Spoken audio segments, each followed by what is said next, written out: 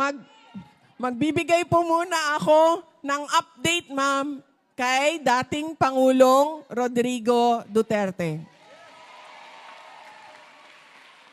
Marami po sa ating mga kababayan ang pumupunta po doon sa Hague.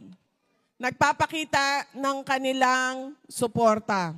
At madami tulad ninyo na gumagawa sa buong mundo, iba't ibang lugar, gumagawa ng mga programa para ipakita ang suporta kay dating Pangulong Rodrigo Duterte.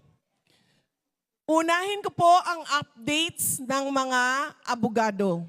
Dahil gusto po ni Attorney Nicholas Kaufman ay maintindihan ninyo kung ano po yung mga final niya nandoon sa loob ng korte ng ICC. Una po, ang final niya, pinakauna noon, ay ang pag-question sa jurisdiction. Simple lang po yun. Sabi nung kasama namin kagabi sa Tokyo, sabi niya, naging abogado na kami lahat, Inday Sara, kasi iniintindi namin kung anong nangyayari sa kaso ni dating Pangulong Rodrigo Duterte. Nagtanong po tayo sa jurisdiction. Sinabi po natin, nag-imbestiga kayo, 2 taon na ang lumipas nang nag-withdraw ang Pilipinas sa ICC. Ang nakalagay po sa inyong rules ay 1 taon lamang. Yan po yung sinasabi namin na kini-question natin ang jurisdiction. Saan nyo kinukuha yung otoridad ninyo na mag-imbestiga? Kasi 2 taon na wala kayong ginawa. Tapos bigla na lang, meron na silang mga complainants, meron na silang mga witnesses. Ang susunod po na final ng abogado ni dating Pangulong Rodrigo Duterte ay yung interim release. Sa interim release po nakalagay sa Rome Statute ay ang isang akusado pwede mag-apply ng interim release bago ang trial. Nag-apply po si dating Pangulong Rodrigo Duterte. Medyo tumagal lang kami dahil nahirapan din kami humanap ng isang bansa na tatanggap sa kanya. At dahil wala akong pinagkakatiwalaan sa Pilipinas noon na kausapin ko patungkol sa interim release. So ang ginawa ko, kinausap ko yung mga nakilala ko sa ibang bansa dahil sa trabaho ko. Meron akong mga nakasama, nakilala noon sa pag-ikot ko sa Southeast Asia dahil sa Department of Education at dahil sa trabaho ko sa Office of the Vice President. So kailangan ko pa silang kausapin at kailangan ko pa silang paintindihin kung bakit kailangan namin, ng pamilya namin, ang tulong nila. Kaya medyo tumagal kami, pero nakahanap din kami ng isang bansa na nagsabi, tatanggapin namin siya.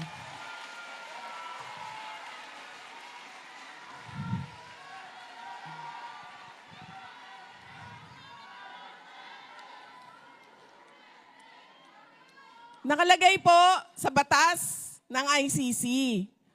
Bakit hindi binibigay ang interim release sa isang akusado? Una, kapag siya ay posibleng magtatago o mawawala na lang bigla. Si dating Pangulong Rodrigo Duterte po ay walang balak magtago. Kung maalala ninyo, nandoon na kami sa Hong Kong. Pwede na siyang mawala doon.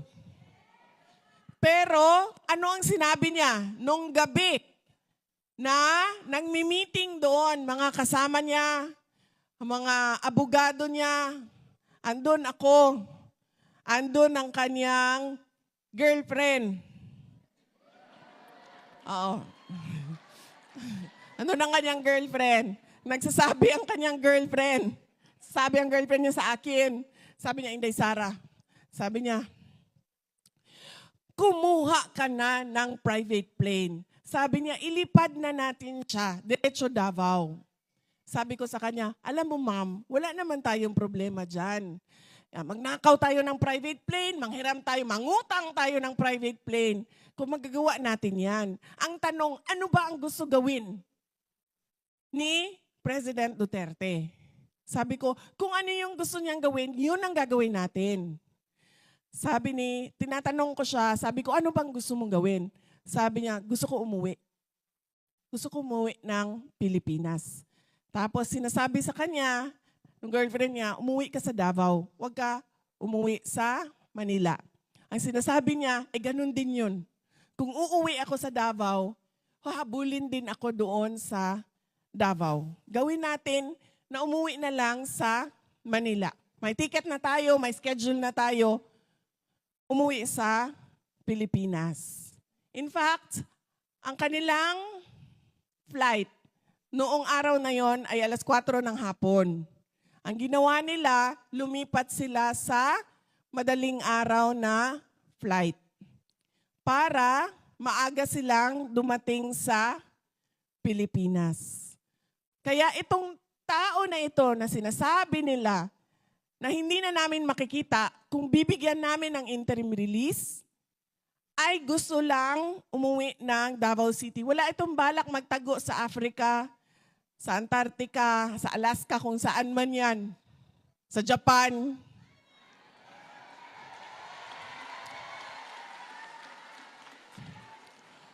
Wala siyang balak magtago. Dahil ang gusto lang niya, umuwi sa Davao City at gusto niyang mamatay doon sa Pilipinas. Paulit-ulit niya yan sinasabi. Gusto kong umuwi dahil gusto ko doon sa Pilipinas mamatay. Yan ang kanyang habilin. Totoo yan, ma'am. Yan ang sinasabi namin. Human rights. Yan ang sinasabi namin sa ICC. Kinuha nyo 80 years old na. At sigurado kami, alam ninyo nung kinuha ninyo na may sakit yung 80 years old na kinuha ninyo.